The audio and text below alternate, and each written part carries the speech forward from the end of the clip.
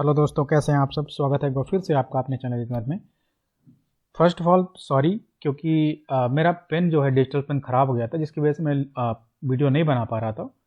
तो अब मैंने फिक्स किया है, तो वीडियोस फिर से आपको मिलेंगे।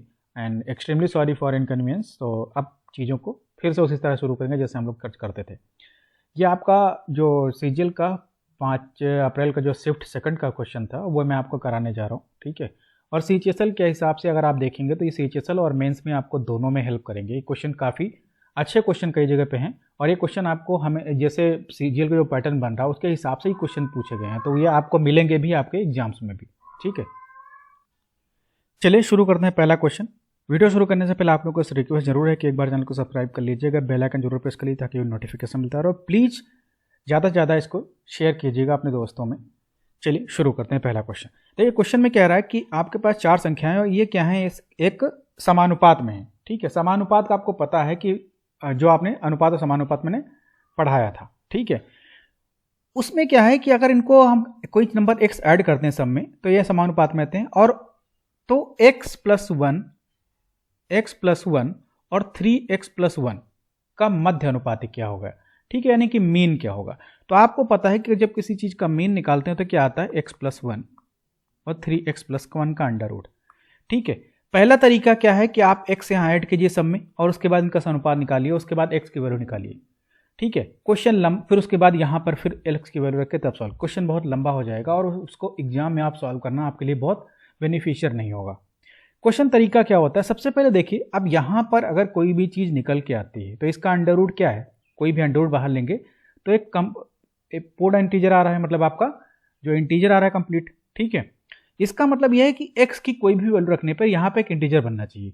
अब x की वैल्यू हम कहाँ शुरू करें, अगर हम रखें तो ये क्वेश्चन मान के चलिए कि 7-8 वैल्यू रखने पे आराम से क्वेश्चन आपको बन जाएगा, ठीक है। अगर 0 रखेंगे, डायरेक्टली सोचते चलेंगे, अगर मैं 0 रखता हूँ तो 1 और यहाँ से बनेगा 1, तो आंसर बनाना चाहिए, नहीं हो रहा है। x की वैल्यू 2 रखें, सॉरी x की वैल्यू 1 रखें, अगर 2 बनता है और यहाँ से बनेगा 4, करेक्ट। 4 2 8 नहीं होता है। 3 रखें, 4 रखें, 5 रखें, 6 रखें, 7 रखें, 8 रखें, तो 8 रखने पर एक चीज़ आपको दिखेगी, ये बनेगा 9 और ये बनेगा 8 × 24 = 25। देखिए इसका भी अंडर रूट पॉसिबल है, इसका भी अंडर रूट पॉसिबल है, यानी कि 3 और इसका 5। तो एक ही नंबर पॉसिबल है जिसका अंडर रूट पॉसिबल है, यानी कि x की वैल्यू 8 रखने पे ये नंबर क्या आ रहा है, 5। तो और 15 आपका आंसर भी दिख रहा है, ठीक है। तो इस तरीके से ऐसा क्वेश्चन है यार। क्वेश्चन आपको 2000 उसमें जो सीपीओ है उसमें भी पूछा गया, सीजीएल जो प्री हुआ था उसमें पूछा गया, और फिर से ही पूछा जा रहा है मेंस में, सॉरी मेंस में पूछा गया था, प्री में फिर से पूछा गया। तो ये क्वेश्चन आपको सीजीएल में फिर देखने को मिलेंगे, इसमें कोई डाउट नहीं है, ठीक है। नेक्स्ट क्वेश्चन, इसको मैंने पहले ही बताया है ऐसे क्वेश्चन को। जब ऐसे क्वेश्चन आपको दिखें, सबसे पहला एक काम आपको जो होता है, जो सबसे इंपॉर्टेंट काम है, कि जहां पर ऑफ दिखेगा वहां पर सबसे पहले हम मल्टीप्लाई लगाएंगे और साथ में एक ब्रैकेट लगा देंगे। जहां जहां पे ऑफ हमको दिखेगा, ठीक है, एक ब्रैकेट लगाएंगे, क्योंकि उसके बगैर क्वेश्चन सॉल्व नहीं होगा और क्वेश्चन गलत होने के चांसेस ज़्यादा रहेंगे। इस तरह क्वेश्चन गलत होने के चांसेस खत्म हो जाएंगे। अब इसको मैं पहले फ्रैक्शन से, मिक्स फ्रैक्शन से फ्रैक्शन में लाऊंगा, तो 3/5 तो रहेगा, मल्टीप्लाई ये हम करते हैं तो ये कितना आ जाएगा, 15/8, करेक्ट। यहाँ हमने भाग लगाया और ये क्या लिखा है, 4/3 गुणे, यहाँ पर कितना हो जाएगा, 3/16, करेक्ट। फिर ये माइनस लगा हुआ है, इसको मैं लिख सकता हूँ 16/5, और ऑफ लगा है, सॉरी भाग लगा है पहले, भाग के बाद क्या है, 9/2, ये है आपका 9/2, ये ब्रैकेट लगाते चलेंगे जहाँ जहाँ लिखा हुआ, ठीक है, 9/2, और उसके बाद मल्टीप्लाई करेंगे, कितना हो जाएगा, 16/3, करेक्ट। फिर जो इसको मल्टीप्लाई करके बाहर लिखा हुआ है, एक ब्रैकेट यहाँ हो रहा है, इस कितना लिखा है, 5/2, और फिर यहाँ से 1/2, और यहाँ से फिर आपका कितना आ जाएगा, ये हो गया 1/8 और प्लस इंटू 4, क्योंकि भाग को हमने हटा के क्या मल्टीप्लाई कर दिया, तो 4 ऊपर पहुँच जाएगा, ठीक है। अब इसको सॉल्व कर सकते हैं, ये हो जाएगा 3, तो यहाँ से हम कर सकते हैं 9/8 हो जाएगा। फिर यहाँ इसको देखें, अगर मैं इसको करता हूँ तो ये कितना हो जाएगा, 4 से 4 कटेगा, 3 से 3 कटेगा, और भाग को अगर मल्टीप्लाई में बदलता हूँ तो 1/4 बचा, यानी कि 4 ऊपर पहुँच जाएगा, करेक्ट।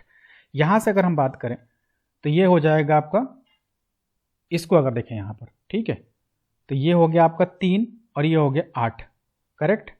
अगर इसको हम ओपन करते हैं तो 16/5 तो रहेगा साथ में अगर इसको ओपन करता हूँ जब मैं ये वाला, ठीक है, तो ये कितना हो जाएगा, क्योंकि भाग ये है तो उलट जाएगा, उलट का मतलब ये हो जाएगा 3/8, करेक्ट, ठीक है, इनटू बाहर 5/2 था ही था, और ये लिखा है 1/2 और ये लिखा है 1/2, प्लस करते हैं दोनों कितने हो जाएंगे 1, कोई प्रॉब्लम, ठीक है, बस सिंपल है आपका, ये हो जाएगा 2, 9/2, यहाँ से काटते हैं, ठीक है, 5 से 5 कटेगा, 8 दूना 16 से 16 कटेगा, 1/3 और +1, इसको हम अगर करते हैं तो एलसीएम हमारा 6 आएगा, ये कितना हो जाएगा 27, और ये हो जाएगा 2 और फिर ये हो जाएगा 6, तो कितना होगा यहाँ से 31/6, ठीक है, और 31/6 को अगर मिक्स फ्रैक्शन में लिखेंगे तो ये आ जाएगा। देखिए ये क्वेश्चन ऐसा नहीं कि बहुत शॉर्ट में कर सकते हैं, लेकिन हाँ एक तरीका है इसको क्वेश्चन गलत होने से हम बचा सकते हैं, और वो यही तरीका होता है, ये क्वेश्चन 1-1.5 मिनट आपका ले जाएगा, लेकिन इससे यह है कि अगर हम ब्रैकेट ऑफ की जगह पर लगाएंगे तो हमारा सोल्यूशन गलत होने के चांसेस बिल्कुल खत्म हो जाएंगे, ठीक है। नेक्स्ट क्वेश्चन की बात करें अगर हम, एक चक्रीय चतुर्भुज है जिसमें AD और BC को मिलाने पर आपके बढ़ाया जाता है, ठीक है, तो P पे काटते हैं। अगर हम एक चतुर्भुज आपका बनाते हैं ऐसे, बस ये हो गया AD और ये हो गया BC, मतलब A, B और C और D हमने बना लिया, ठीक है, फिर इनको हम मिलाते हैं, ये कुछ ऐसे करके यहाँ पर आगे मिलेंगे, ठीक है, थोड़ा सा फिगर ध्यान रखिएगा, मैंने ये ऐसे मिल रहा है, ठीक है, यहाँ पर आके कहीं मिलता है, ठीक है, ये आपका पॉइंट P है और इसको इन्होंने कहा है Q कहा है। क्वेश्चन में दिया हुआ है कि A जो है आपका 60 डिग्री, अगर आपको चक्रीय चतुर्भुज पता है कि अगर ये 60 है तो ये भी 60 हो जाएगा, क्यों, क्योंकि 120 होगा, ठीक है, ये आपका 72 दिया है, अगर ये 72 है तो आपका ये भी 72 हो जाएगा, इसमें कोई आपको प्रॉब्लम नहीं होनी चाहिए। अब ये 72 ये 60, तो आप मुझे बताएंगे इस एंगल में कितना होगा, ये अपने आप कितना हो जाएगा 48, करेक्ट। इसकी बात देखिए, अगर ये 72 है तो ये कितना हो जाएगा 108 हो जाएगा, करेक्ट, अगर ये 108 और 120 है तो ये कितना हो जाएगा, ये 60 हो जाएगा, करेक्ट, अगर ये 60 है तो कितना हो जाएगा यहाँ से, ये हो गया आपका 12 डिग्री, क्योंकि ये 108 ये 60 तो ये 12 डिग्री बनेगा इस एंगल। तो अब इन दोनों का डिफरेंस पूछा है, 48 - 12 कितना हो जाएगा 36। नेक्स्ट की बात करें, ठीक है, ये क्वेश्चन साथ में बताऊंगा मैं। ये क्वेश्चन में कह रहा है कि कुछ संख्याओं का औसत आपका इतना दिया है, 75% संख्याएं, 75% का संख्या मेरा, अगर मैं रेशियो में लिखना चाहूँ 3/4 कर सकता हूँ, यानी कि मैं ये कह रहा हूँ कि 4 संख्याओं में से 3 संख्याओं का औसत कितना बढ़ गया, +5.6 हमने बढ़ा दिया, ठीक है, तो बची कितनी, एक संख्या, भाई 4 में से 3 को हमने बढ़ा दिया तो बचा एक को हमने क्या किया 8.4 कम किया। अच्छा एक चीज़ बताइए मुझे, अगर 3 संख्याओं में 5.6 हमने बढ़ाया, 5.6 हमने बढ़ाया कितने में, 3 संख्याओं में, तो कितना हो जाएगा भाई, एक संख्या में 5.6, तीनों संख्याओं में कितना हो जाएगा, 6 × 18 5 × 15 16.8, करेक्ट, ये 16.8 बढ़ जाएगा। इसमें एक में कितना कम किया 8.4, यानी कि अगर मैं टोटल चारों में देखूं तो हमने कितना बढ़ा दिया 8.4, क्योंकि 16.8 बढ़ाया, इतना कम किया, दोनों को ऐड करेंगे कितना हो जाएगा 8.4 बचेगा। अब जो बढ़ गया वो क्या करेंगे, सब में बराबर बांटना है। अच्छा सबका औसत कितना था 54.6 तो था ही था, लेकिन हमने कितना बढ़ा दिया 8.4, कितने में बांटना है 4 में, ठीक है, बस आंसर हो गया। ये कितना होगा 2.1, तो 56.7 आंसर। क्वेश्चन कि किसी वस्तु का अंकित मूल्य उसके क्रय मूल्य से 25% अधिक है, ठीक है, किसी वस्तु का अंकित मूल्य उसके क्रय मूल्य से 25%, यानी कि मैं कह सकता हूं कि 100 रुपए की सामान को मैंने 125 रुपये आपको कर दिया, लिख के दे दिया। एक दुकानदार अंकित मूल्य पे X% की छूट देता है। अब पता है कि अगर X% की छूट देता है तो 125 में से 100 माइनस X/100 करेंगे, क्योंकि 100 में से X% की छूट आपको दे दी मैंने, ठीक है, तो उससे 8% की हानि हो जाती है, यानी कि ये कितना हो जाएगा 92, करेक्ट। ये समझ में आ रही बात, नहीं आ रही, यानी कि मैं कह सकता हूँ 92 की वैल्यू इसके बराबर होनी चाहिए, 92 की वैल्यू इसके बराबर होनी चाहिए। तो अगर इसको कट करता हूँ तो 5/4 हो जाएगा, और ये लिख सकता हूँ कि 92 × 4/5 = 100 - x, ठीक है, पहला तरीका। देखिए डिजिटल सम से क्वेश्चन सॉल्व हो जाएगा, लेकिन मैं आपको एक चीज़ बता दूँ, अच्छा इसको देखिए मल्टीप्लाई करेंगे, आखिरी डिजिट कितनी बचेगी 8 बचेगी, करेक्ट, और नीचे कितना है 5। अब 5 8 को कब डिवाइड कर सकता है, 5 8 को कब डिवाइड कर सकता है, ठीक है, 5 चक्कर में 5 बचे 3, 5 छक्का 30, यानी कि आखिरी डिजिट कितनी डिवाइड करने पे 6 आएगी, करेक्ट। और अगर आखिरी डिजिट 6 आएगी तो x इज इक्वल टू क्या करेंगे, 100 माइनस ऐसा नंबर जिसकी आखिरी डिजिट कितनी है, 6। तो 100 में से ऐसा जब 6 घटाएंगे तो कितना बचेगा आखिरी डिजिट, 4, और आखिरी डिजिट में 4 किसका है, यही, ठीक है। देखिए ये कोई तरीके नहीं है, ये आपकी स्मार्टनेस है, ये आपका सोचने का तरीका है कि आप यूनिट डिजिट से भी कैलकुलेशन किए बिना आंसर निकाल सकते हैं, ठीक है। 2-3 तरीके आपको बहुत अच्छे से आने चाहिए, डिजिटल सम, यूनिट डिजिट, ये सब ऐसे तरीके हैं जहां पर आप टाइम अपना सेव कर सकते हैं, ठीक है। नेक्स्ट क्वेश्चन की बात करूं, ये कह रहा है कि आपका एक ओ केंद्र वाला वृत्त है जिसका व्यास ए बी है, ठीक है। अगर ओ केंद्र का वृत्त है और जिसका व्यास हमारा ए बी है, ठीक है, पी तक बढ़ाया जाता है और पीओ की वैल्यू हमने आपको दे रखी है। अगर हम कह रहे हैं ये ए बी है हमारा, ए और बी, और ये आपका पी दे रखा है हमने, ठीक है, ये पॉइंट ओ है, पीओ की वैल्यू यहाँ से यहाँ तक हमने आपको दे रखी है 16.8, क्वेश्चन में दे रखा है, ठीक है। अब क्या है, पी क्यू आपकी एक छेदक रेखा, यानी कि आपका सेकंड लाइन है आपकी, तो ये हो जाएगा पी क्यू, और ये हो गया क्यू और आर पे काटते हैं, ठीक है। तो ये आपका हम ये कह सकते हैं इसे, अच्छा पी क्यू की वैल्यू छोटी है और आर की वैल्यू ज़्यादा है, तो हम ये कह सकते हैं कि ये हमारा क्यू हो जाएगा, ये आर हो जाएगा। इसकी वैल्यू मैंने आपको क्वेश्चन में दे रखी है 12, और इस टोटल की वैल्यू हमने क्वेश्चन में आपको दे रखी है 19, यहाँ से यहाँ तक 19.2, क्वेश्चन में ये मैंने दे रखा है, ठीक है। अब तो क्वेश्चन में ध्यान से पहले एक चीज़ देखिए, अगर मैं इसकी बात करूँ, ठीक है, फिर ए बी की लंबाई हमने पूछी, यानी कि हमसे पूछा है डायमीटर कितना होगा। अगर हमसे पूछा है डायमीटर कितना होगा, अगर आपने एक ट्रायंगल वो पढ़ा होगा थ्योरम, तो आपने एक चीज़ पढ़ी होगी कि जब एक टेंजेंट होती है और एक सेकंड लाइन होती है, ठीक है, अगर ये टी है और ये पी है, ये क्यू है, आर है, तो पी टी स्क्वायर की value P Q into P R के बराबर होती है। यह आपने थ्योरम होती है पढ़ने की, ठीक है। लेकिन यहाँ पर इस थ्योरम को मैं डिलीट करूँगा, क्वेश्चन में ध्यान से देखिए, यहाँ पर कोई भी टेंजेंट लाइन नहीं बनी, तो अगर मैं चाहूँ तो एक टेंजेंट लाइन बना लूँ यहाँ से यहाँ तक, इसको मैं टी मान लेता हूँ और ये इसको लिख सकता हूँ। तो मैं कह सकता हूँ कि जो पी टी स्क्वायर होगा, पी टी स्क्वायर की वैल्यू किसके बराबर होनी चाहिए, मेरे पी टी स्क्वायर की वैल्यू किसके बराबर होनी चाहिए, आप देख सकते हैं कि पी क्यू और क्यू आर, यानी कि 12 इंटू 19.2, आई बात समझ में, ये हो गया आपका पी टी स्क्वायर की वैल्यू, करेक्ट। इसको हम सॉल्व नहीं करेंगे हम इसको अभी सॉल्व नहीं करेंगे, हमने डायरेक्टली लिख लिया। अब हमको चाहिए क्या, हमको क्वेश्चन में चाहिए ये वाली, अगर मैं इसको आर मान लेता हूँ, ये वाला, ठीक है, और ये हमको पता है और ये हमको पहले से पता है 16.8। अगर मैं आर स्क्वायर निकालना चाहूँ तो एंगल 90 डिग्री होता है, यानी कि मैं लिख सकता हूँ कि 16.8 का whole square, right angle triangle का फॉर्मूला, और पी टी स्क्वायर मतलब 12 इंटू 9.2, करेक्ट, ओके। सॉरी ये 19.2 है, 9.2 नहीं, ये 19.2 है। अब इसको आपको सॉल्व करना है, ठीक है, ये क्वेश्चन आपको सॉल्व करना है और इससे आप सॉल्व करके निकाल सकते हैं, ठीक है। पहली बात तो आप अंडर रूट निकाल के सॉल्व कर सकते हैं या कैलकुलेशन कर सकते हैं। दूसरी चीज़ देखिए, यहाँ पर क्वेश्चन में एक चीज़ और ध्यान से देखिए, क्या मैं यहाँ पर डिजिटल सम यूज कर सकता हूँ, क्या मैं यहाँ डिजिटल सम यूज कर सकता हूँ, नहीं यूज कर सकता हूँ। ध्यान से देखिएगा क्वेश्चन में देखिएगा भाई, इसका अगर डिजिटल सम निकालता हूँ तो कितना है, 9 तो कैंसिल हो गया, 6 छक 36, 6 का स्क्वायर 36, यानी कि डिजिटल सम इसका 9 हो गया, ठीक है। इसकी बात करूं 9 कैंसिल हो जाएगा, 3 यहाँ से 3 यहाँ से, 3 त्रिका 9, यानी कि दोनों का डिजिटल सम 0 आ रहा है। यानी कि कहने का मतलब या तो डिजिटल सम कितना होगा, या तो डिजिटल सम कितना होगा, 0 होगा या 9 होगा, क्योंकि डिजिटल सम 9 और 0 का मतलब सेम होता है। अब ऐसा एक नंबर ढूंढिए, क्या इसका 9 दिख रहा, नहीं दिख रहा है, इसका 9 दिख रहा है, हाँ, इसका 9 नहीं दिख रहा है, 5 2 7 1 8 ही है, 4 2 6 7 है। देखिए इस क्वेश्चन को या तो कैलकुलेट कर लीजिए या डिजिटल सम निकाल लीजिए। That is a very important topic कि अगर आप किसी चीज़ को डिजिटल सम से सॉल्व कर सकते हैं, यहाँ पर या तो मैं अंडर रूट निकालता, यहाँ तो इसको सॉल्व करता, या फिर बिना सॉल्व किए मैंने इसको सॉल्व कर दिया। आप देख सकते हैं क्वेश्चन डायरेक्टली आपसे सॉल्व हो जाएगा बिना किसी प्रॉब्लम के। नेक्स्ट क्वेश्चन, ये क्वेश्चन भी अच्छा है।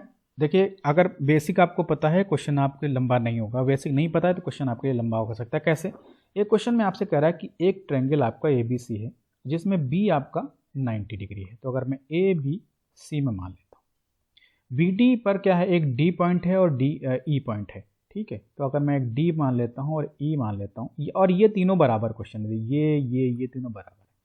अच्छा, पहली बात, अब बेसिक तरीका क्या है, आप इसको सॉल्व कीजिए, सॉल्व मतलब जैसे कॉन्सेप्ट दिया है इक्वल मान के सॉल्व कीजिए। दूसरा तरीका क्या है, थोड़ा स्मार्ट बनिए भाई। आपको ये पता है कि अगर मैं किसी भी ट्रायंगल को बनाता हूँ तो ट्रिपलेट फॉलो करना चाहिए कि 90 डिग्री एंगल है, ठीक है। ट्रिपलेट फॉलो करना चाहिए। अगर मैं इसे 4 मान लूँ तो इसे पूरा 3 हो जाएगा, ये अपने आप 5 हो जाएगा, करेक्ट। तो इसका मतलब ये वाली 1 हो जाएगी, ये भी 1 हो जाएगी, ये भी 1 हो जाएगी। बस आपको अब सॉल्व क्या करना है, ए ई निकालना है। अब बताइए ए ई की वैल्यू कितनी होगी, यहाँ से यहाँ 2 है, ये 4 है, तो 16 4 कितना हो जाएगा, 20। यानी कि ए ई स्क्वायर की वैल्यू कितनी हो जाएगी, 20 हो जाएगी, नहीं हो जाएगी। ए सी की बात की है, ए सी आपका ए सी स्क्वायर कितना है सर, हर जगह पे ए सी स्क्वायर, ए सी स्क्वायर ए सी 5 है, तो ए सी स्क्वायर की वैल्यू कितनी हो जाएगी, 25 हो जाएगी। ए डी की बात करें, ये 4 है, यहाँ से 1 है, तो √17 हो जाएगी। यानी कि ए सी ए डी की वैल्यू कितनी हो जाएगी स्क्वायर की, 17। बस आपको इसमें रख के सॉल्व करना है, आराम से आपका आंसर आ जाएगा, ठीक है। और ये आंसर आपको यहीं से मिल जाएगा डायरेक्ट। नेक्स्ट क्वेश्चन की बात करें अगर हम, ठीक है।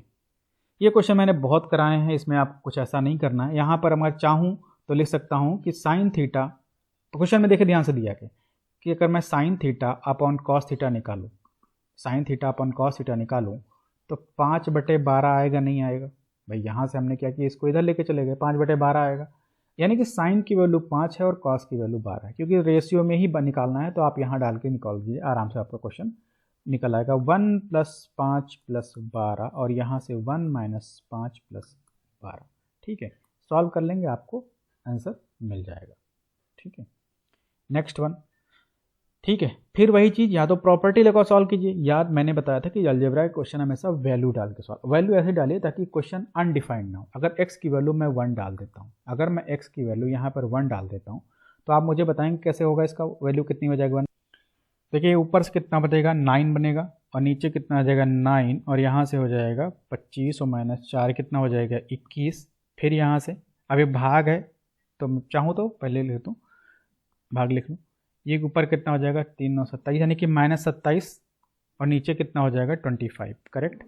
इनटू यहाँ से हो जाएगा 63 और नीचे हो जाएगा 15। इसको लिखना चाहूँ तो ये लिख सकता हूँ 9/21 मल्टीप्लाई विद, माइनस आगे कर लेता हूँ ये वाला, 25/27 और 63/15। ये 21 या 63, ठीक है। 9 3 27, 5 3 15, 5 25, ठीक है। सॉरी, ये 3 और 21 3 63 है, 3 से 3 कटा। आंसर आ रहा है -5/3। एक्स की वैल्यू 1 डालने पे देखिए -5/3 कहाँ आ रहा है, यहाँ तो पॉसिबल ही नहीं उठता है, ठीक है। नहीं, इसमें 2 ऑप्शन सही हो सकते हैं, करेक्ट है। देखो ये भी ऑप्शन -5/3 आपको बना के देगा, ठीक है। और ये भी ऑप्शन आपको -5/3 देगा, ठीक है। कोई नहीं है, एक बार हमने 5/3, अब इसमें x की वैल्यू आप कुछ भी और पुट कर लीजिए, -1 पुट कीजिए, 2 पुट कर लीजिए, और दोनों बार आप चेक कर लीजिए, दोनों में से एक आपका आंसर मिल जाएगा, ठीक है। तरीका या तो यह है, फिर आप इसको सॉल्व कर लीजिए और स्क्वायर लगा के फिर आप प्रॉपर्टी लगा के सॉल्व कीजिए। दोनों तरीके आपको लंबे पड़ेंगे, अगर आप बेसिक प्रॉपर्टी पे जाएंगे तो क्वेश्चन आपके लिए लंबा होगा। एक बार मैंने बता दिया तो आपको ये मिलेगा या तो ये मिलेगा आंसर। दूसरी बार आप x की वैल्यू 2 रख लीजिए और उसको सॉल्व कर लीजिए, आराम से क्वेश्चन हो जाएगा, ठीक है। नेक्स्ट की बात करें, देखिए ये क्वेश्चन तो ऐसे कभी सॉल्व करने की जरूरत नहीं। सबसे पहले क्वेश्चन ऐसे देखिए जिसमें अगर थीटा दिया और आंसर आपको थीटा में नहीं है, तो क्वेश्चन में थीटा हमेशा हटा दीजिए, क्योंकि उसका कोई मैटर होता नहीं है क्वेश्चन में, ठीक है। और मैंने आपको बताया था कि अगर कॉसेक और सेक की जो वैल्यू दी है, अगर वो 90 बना रही है और दोनों के बीच का डिफरेंस कितना है, माइनस है, तो इसकी वैल्यू हमेशा 0 होती है। सिमिलरली tan और cot के बीच 90 डिग्री बना रही है और साथ बीच में डिफरेंस हुआ क्या है, साइन क्या है, एक माइनस एक प्लस है, तो इसका मतलब ये 0 है। तो ऊपर अगर 0 है तो नीचे आंसर भी 0 आएगा, ठीक है। आंसर आपका डायरेक्टली यहाँ से क्वेश्चन हो जाएगा। क्वेश्चन नंबर 15 देखिए, इसमें कह रहा है कि अगर मैं एक निश्चित कार्य को पूरा करने के लिए x जो y की तुलना में 40% जो है, पहले x और y की बात करें, x जो है y की तुलना में 40% ज़्यादा कुशल है, तो आप कह सकते हैं अगर ये 5 है तो ये 7 होना चाहिए। 40% को 2/5 लिख सकते हैं, यानी कि एक 5 है दूसरा 7 हो जाएगा। y z की तुलना में 40% कम है, यानी कि हम z की बात में करूं, z जो है y की तुलना में, अगर ये 5 है तो ये 3 होगा, करेक्ट, क्योंकि 5 से 2 कम है। अभी आपको रेशियो पता चल गया, एक साथ वो तीनों मिलकर काम 21 दिन में पूरा करते थे। यानी कि मैं टोटल काम मान लूँ तो ये कह रहे हैं 21 दिन में पूरा काम कर रहे हैं। कितने? 21 दिन में टोटल काम हो जाएगा ये। वाई जेड ने मिलकर 35 दिनों तक काम किया।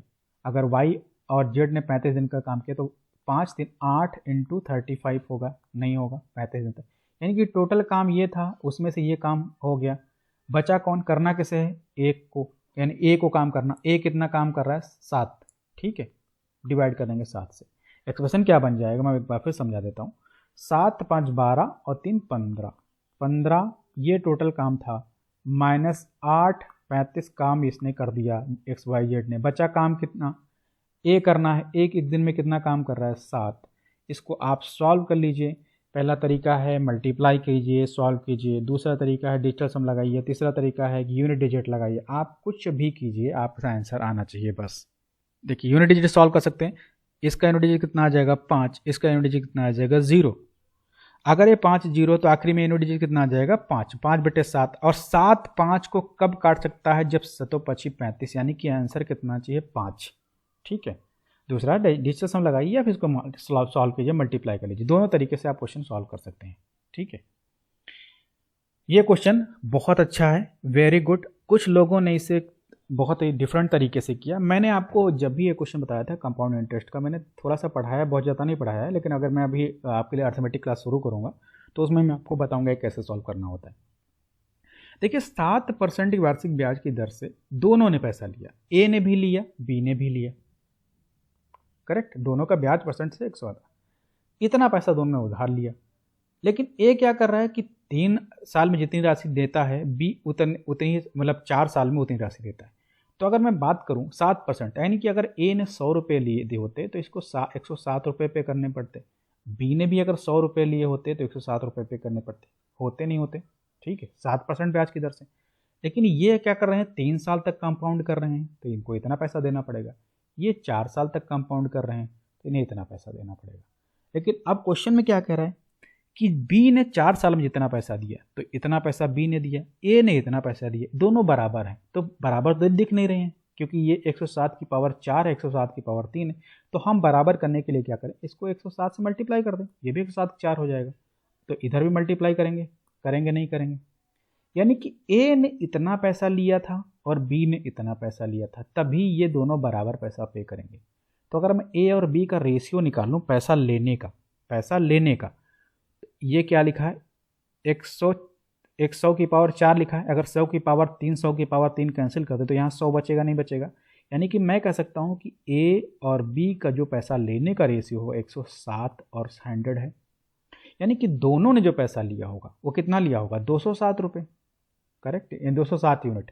और 207 यूनिट की वैल्यू किसके बराबर है? 51750। Correct, okay. आपसे पूछा 107 की वैल्यू बताओ, तो 207 की वैल्यू इतनी है तो 107 की वैल्यू आप मुझे बता सकते हैं कितनी होगी? 51750 इंटू 107/207। कोई प्रॉब्लम लग रही कहीं से? ठीक है, ये चीज़ आपको सॉल्व करनी। अब ये क्वेश्चन, ठीक है, इसको डिजिटल सम सॉल्व नहीं कर पाएंगे क्योंकि नीचे 9 बन रहा है। या तो इसको काटिए कुछ तरीके, 3 से पहले कट जाएगा, 3 से काट के देख लीजिएगा, 3 से कट रहा है तो ये आसान से क्वेश्चन आपके लिए हो जाएगा। ठीक है, अब इसको आपको सॉल्व करना पड़ेगा। इसका वो कोई तरीका नहीं है, मैंने मेथड बता दिया। अब इसको सॉल्व करके आराम से आप क्वेश्चन निकाल सकते हैं। ठीक है, नेक्स्ट की बात करें। ये क्वेश्चन 17 देखिए। क्वेश्चन में कह रहा है कि पी क्यू आर में एक जो आपका ट्रायंगल है उसमें पी क्यू की वैल्यू 24 है। ठीक है, ये हमारा P, ये हो गया Q, ये हो गया R। पी क्यू की वैल्यू मैंने आपको 24 दे रखी है और Q आपको मैंने 58 डिग्री दे रखा है। ये हमने आपको क्वेश्चन में दे रखा है। एस टी पी क्यू और आर पे हैं। एस टी अगर हम S मान लें और T मान लें, ठीक है। अब एस टी आर जो ये वैल्यू है, एस टी आर मतलब ये वैल्यू मैंने 122 आपको दे रखी है। जैसे ही हमने 122 दे रखा है, आप मुझे बता सकते हैं ये वैल्यू कितना हो जाएगा? 58 हो जाएगा। करेक्ट। अब जरा ट्रायंगल, जो बड़ा वाला ट्रायंगल है पी क्यू आर और छोटा वाला ट्रायंगल आप पी एस टी देखिए, ये एंगल कॉमन है दोनों में, भाई इस बड़े वाले में भी छोटे वाले में भी। एक एंगल 58 है, दूसरा एंगल इसमें भी 58 बड़े वाले में। और जब दो एंगल बराबर है तीसरा एंगल अपने आप बराबर हो जाएगा, यानी कि दोनों क्या है, सिमिलर ट्रायंगल। और सिमिलर ट्रायंगल की प्रॉपर्टी क्या होती है, ठीक है। अब पहले देखिए, अगर मैं चाहूँ 58 के सामने यहाँ पर क्या है, आपसे पूछा है क्वेश्चन में क्या है आपसे, और ये वैल्यू आपको पीटी कितनी दे रखी है उन्होंने, PS 14 है और ये 12 में क्वेश्चन में दे रखा है, ठीक है। तो 58 के सामने कितना है, 14, 58 के सामने 14, यहाँ पर 58 के सामने क्या है, PR दिया है, करेक्ट। दूसरा ट्रायंगल देखिए, जो अननोन एंगल है उसके सामने कितना दिया है, 12, अननोन एंगल के सामने 12, तो यहाँ अननोन एंगल के सामने कितना है, 24, यहाँ से आप निकाल सकते हैं। तो PR की वैल्यू कितनी हो जाएगी, 28, ये आपको 12 दे रखा है तो आपसे पूछा है ये वैल्यू कितनी है, तो कितनी हो जाएगी, 16 हो जाएगी, ठीक है। नेक्स्ट क्वेश्चन की बात करें, ये कह रहा है 2160 रुपये में 48 वस्तुएं खरीदी, जिस पर 10% की हानि हुई। यानी कि 10% हानि का मतलब क्या हुआ कि अगर आपको 100 रुपये की लागत पड़ी थी तो आपने उसे 90 रुपये में बेच दिया होगा। अब क्या करना है, आपको लाभ कमाना है 12% का, ठीक है। 12% का लाभ कमाने के लिए आपको कितने में बेचना पड़ेगा, ठीक। दूसरी चीज़ क्या है, कमाना कितना है, 12%, यानी कि 100 रुपये में आपको 112 रुपये बेचना था इसको, ठीक है। अब एक चीज़ देखिए, सबसे पहले पहली बात करूं, मैं ये कह रहा हूं कि 100 रुपये में 90 रुपये पे 100 रुपये पे मैंने 90 रुपये 100 रुपये खरीदा और 90 बेचा, ठीक है। अब यहाँ पर क्या कह रहा है कि इतने रुपये में कितनी सामान बेचते, 48 सामान, ठीक है। यानी कि मैं ये कह सकता हूँ कि 2160/48 क्या होगा, इसका विक्रय मूल्य होना चाहिए एक वस्तु का, और मैं कह रहा हूँ कि एक वस्तु का विक्रय मूल्य कितना, 90, यानी कि मेरी 90 की वैल्यू कितनी होनी चाहिए, इसके बराबर होनी चाहिए, कोई प्रॉब्लम। यानी कि मैं ये कह सकता हूँ कि 1 की वैल्यू 2160 गुणे 90 अपॉन कितना होना चाहिए, 48 होना चाहिए, सॉरी 48/90, ये 9 नीचे आएगा, 1 की वैल्यू निकाला, 48 × 90 होना चाहिए। समझ में आ रही बात, ओके। दूसरी चीज़ क्या है, हमें क्या करना है, हमें निकालना है 112 रुपये में वैल्यू कितनी। तो अगर एक की वैल्यू इतनी तो 112 की वैल्यू कितनी होनी, क्योंकि हमें विक्रय मूल्य किसका निकालना है, जब मैं 12% के लाभ पे बेच रहा हूँ, ठीक है। तो 112 2160 48 × 90, ठीक है। यहाँ से कैंसिल कर सकते हैं, ये हो जाएगा। तो 9 की वैल्यू 9, ये 9 3 9 2 18 और 9 4 36, 24 2 48, और ये कितना हो जाएगा, 56। यानी कि मैं ये कह सकता हूँ कि जब मैं 112 रुपये बेच रहा हूँ, सामान की वैल्यू कितनी होनी चाहिए,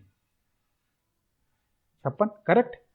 अब ये 56 वस्तुएं आपने बेची, 56 वस्तुएं बेची, उस टाइम कितने में बेच रहे थे,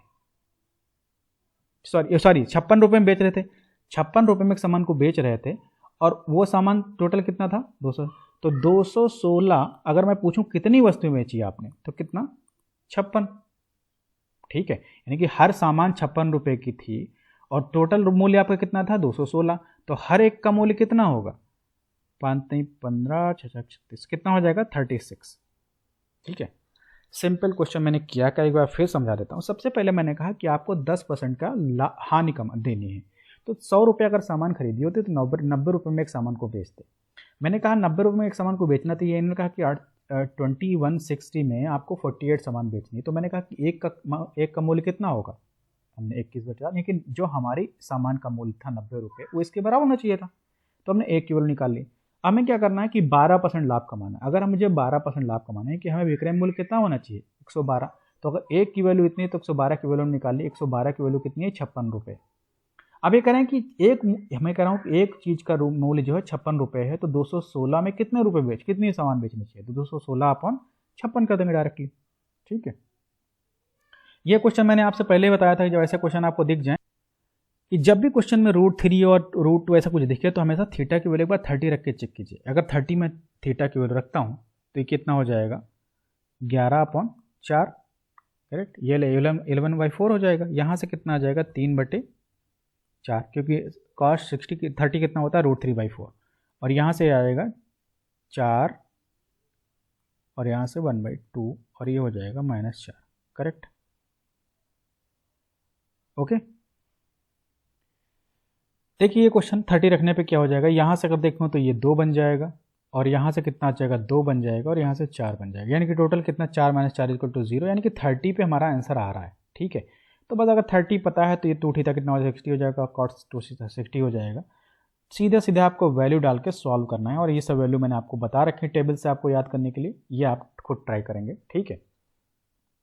नेक्स्ट कराए कि ए और बी अपनी आय का 60% और 75% खर्च करते हैं, यानी कि मैं ए और बी अगर मैं मानता हूं कि ए और बी की, ठीक है, तो अगर मैं इनकम एक्सपेंडिचर और सेविंग की बात करूं, ए क्या कर रहा है अपनी आय का 60% खर्च करता है, यानी कि अगर ये 5 रुपये कमाता है तो 3 रुपये खर्च करता है और 2 ही रुपये बचाता होगा। ये 4 रुपये कमाता है, 3 रुपये खर्च करता हो और 1 रुपये बचाता है। ये क्वेश्चन में दिया हुआ है। अब ये कह रहा है कि ए की बचत बी की बचत की तुलना में 20% अधिक है, यानी कि अगर मैं ए की सेविंग की बात करूं और बी की सेविंग की बात करूं, सेविंग की बात मैं कर रहा हूं, ठीक है, 20% अधिक, यानी कि अगर ए 6 है तो ये 5 होना चाहिए था, कोई प्रॉब्लम, यही तो कह रहा है ना कि 20% अधिक है। तो अगर मैं अब यहाँ मैं कर रहा हूँ ये 1 है, ये 2 है और यहाँ कर रहा हूँ 5 है, 6 है, तो हम क्या करें, इसको 5 कर दें और इसको 3 से कर दें, ये 6 हो जाएगा, ये 5 हो जाएगा। अगर 3 से करते हैं तो 3 और ये 5, ये हो जाएगा 5 और ये हो जाएगा 3, कोई प्रॉब्लम। तो ए की आय बी की आय से कितने प्रतिशत कम है, ये 15 है, ये 20 है, कितना कम है, 5, कितने में कम है, 20 में, तो 100 कितना हो जाएगा, 5 को 20 यानी कि 25%। सिंपल रेशियो क्वेश्चन है, बहुत इजी से हो जाएंगे, ठीक है। अब ये क्वेश्चन मैंने आपको बता रखी है प्रॉपर्टी, ठीक है, कि x square plus x y plus y square की वैल्यू क्या हो जाएगी, 273/13, तो 273 13 दूना 26 और 13 का नाम 13, करेक्ट। और x square minus x y और प्लस वाई स्क्वायर की वैल्यू मैंने आपको दे रखी है 13, करेक्ट। इन दोनों को क्या करना है, सब्ट्रैक्ट करना है क्योंकि हम एक्स वाई निकालना है। तो यहाँ से 2xy की वैल्यू कितनी हो जाएगी, 8, तो xy की वैल्यू कितनी हो जाएगी, 4। नेक्स्ट वन की बात करूँ मैं, ठीक है, जब किसी धन पूर्णांक को d से विभाजित किया जाता है तो शेषफल कितना बचता है, 15, और उसी संख्या के दूने को अगर d से विभाजित किया जाए 10 गुने को, तो शेषफल कितना। देखिए सबसे पहली बात कीजिए, जब कभी भी किसी संख्या को मल्टीप्लाई करें तो उसका जो शेषफल होगा 10 से मल्टीप्लाई होगा, ठीक है। यानी कि अब पहले शेषफल कितना था 15, अब शेषफल कितना है 10, ठीक है। और अब उसको d से विभाजित किया जाता है तो शेषफल कितना बचता है, 6। पहला तरीका इसको सॉल्व करिए, दोनों इक्वेशन जो बना के सॉल्व की गई, या तरीका क्या है, ऑप्शन पे चले जाइए। ऑप्शन पे देखिए कौन सा ऐसा ऑप्शन है छोटा से छोटा जिसको आपको भाग करने पे आपको कितना मिल रहा है, 6 मिल रहा है। 12 से तो हो नहीं सकता, 9 से तो हो नहीं सकता, 18 से हो सकता है और 12, लेकिन 16 सबसे छोटा कौन सा है, 16। तो आंसर क्या हो जाएगा आपका, 16। ये क्वेश्चन मैंने बताया, इसको मैं कराऊंगा नहीं, तो आप खुद ट्राई कीजिएगा, ठीक है। बहुत सिंपल क्वेश्चन, मतलब सिंपल क्या, कैलकुलेटिव क्वेश्चन है, लेकिन थ्योरी सिंपल है, ठीक है, थ्योरी में ऐसा कुछ नहीं है। 24वां क्वेश्चन क्या है, एक आपका लंब बेलन है आपका और जिसकी त्रिज्या 10% कम कर दी जाती है, ठीक है। अगर सिलेंडर है तो हमको पता है कि v इक्वल टू क्या होता है, पाई हटा दें क्योंकि पाई कांस्टेंट है, कोई फर्क नहीं पड़ता कितना बढ़ाते हैं कितना कम करते हैं। r स्क्वायर होता तो r इंटू आर लिख लेता हूँ इंटू h, ठीक है। यहाँ पर पाई r स्क्वायर होता तो पाई का मतलब नहीं होता, पाई क्योंकि कांस्टेंट होता है। अब कह रहा हूँ मैं r क्या किया, 10% कम कर दी, यानी कि मैं ये कह सकता हूँ कि अगर मैं पहले 10 थी ये भी 10 थी तो दोनों की वैल्यू कितनी हो जाएगी, 9 और 9। ऊंचाई मैंने कितनी बढ़ा दी, 20% बढ़ा दी, यानी कि अगर ये 10 थी तो अब कितनी हो जाएगी, 12, करेक्ट। तो पहले आयतन कितना था, 1000, अब आयतन कितना हो गया, 9 9 81 और 12 का नाम 12 12 9 96, ये कितना हो जाएगा, 972, करेक्ट। 972 तो कितना कम है, 28, किस में कम है, 1000 में। आपको चाहिए कितने में, 100 में, क्योंकि परसेंटेज निकालना है, तो 2.8%, ठीक है। नेक्स्ट 25वां क्वेश्चन, ये क्वेश्चन भी मैंने कई बार कराया। सबसे पहले क्वेश्चन यहाँ से पे जाइए, यहाँ चाहिए 25 का एक्स, यानी कि 5x बनना चाहिए और नीचे क्या बनना है, 4x, यानी कि हम यहाँ से क्या करें, 4x से डिवाइड कर दें, ठीक है। तो ये कितना हो जाएगा, 5x, यहाँ से आ जाएगा 15/2 और ये हो जाएगा 1/4x इज इक्वल टू 0। तो 5x plus 1/4x is equal to 15/2। Square करते हैं, जब भी स्क्वायर करेंगे तो इधर तो ये पूरा बन जाएगा, और इधर मैंने क्या बताया था, k स्क्वायर मतलब 15 दून 125 का 225 और नीचे 2 का स्क्वायर 4 -2। a की वैल्यू कितनी है, 5 और b की वैल्यू कितनी है, 4। ठीक है। तो यहाँ से 200 कितना हो जाएगा आपका, 215 हो जाएगा ना, 5 दूना 10, ठीक है, 215/4, ठीक है। या फिर आप कह सकते हैं कि 4 50 को सोच और 4 3 12, यानी कि 53 हो जाएगा, ठीक है, 53/, ठीक, ये आपका आंसर था।